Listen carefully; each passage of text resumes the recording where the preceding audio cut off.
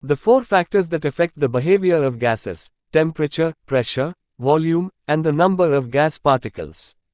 In 1812, Amedeo Avogadro studied the relationship between volume and number of moles of a gas at a constant temperature and pressure. Number of moles means amount of gas.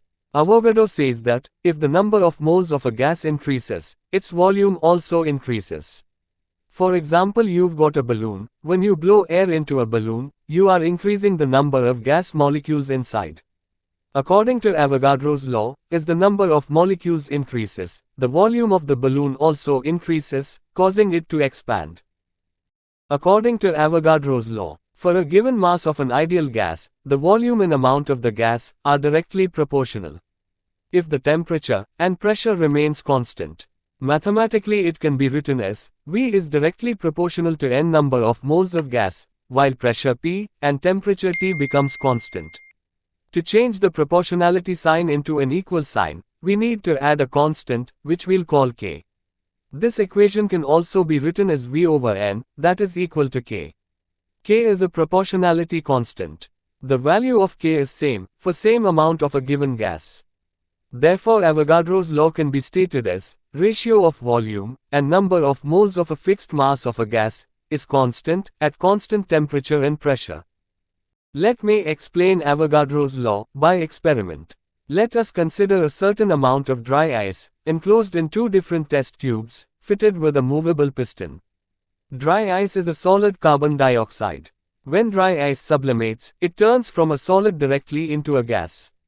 In test tube A, we have 0.5 moles of dry ice. In test tube B, we have 1 mole of dry ice. According to Avogadro's law, the volume of gas produced in each test tube is proportional to the number of moles of dry ice. So, the volume of gas in test tube B will be twice that in test tube A because it has twice the amount of dry ice. This experiment clearly demonstrates Avogadro's law. By doubling the amount of dry ice, we double the volume of gas produced, as long as the temperature and pressure remain constant.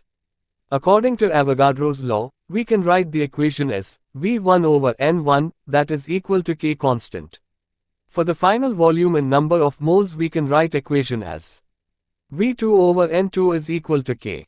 So by equating the above equations, we get V1 over N1 is equal to V2 over N2. That is the final derivation of Avogadro's law. Let me teach you a common application of Avogadro's law.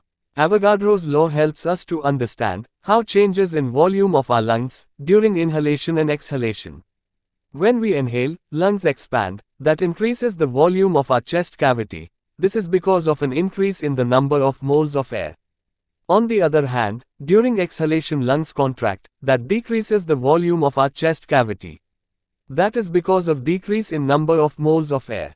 So according to Avogadro's law, when number of moles of air increases, the volume increases, and when there is a decrease in the number of moles, volume decreases. Let me tell you some limitations of Avogadro's law. Avogadro's law is only valid for ideal gases at low pressure and high temperature. The deviation of real gases from ideal behavior increases at high pressure and low temperatures.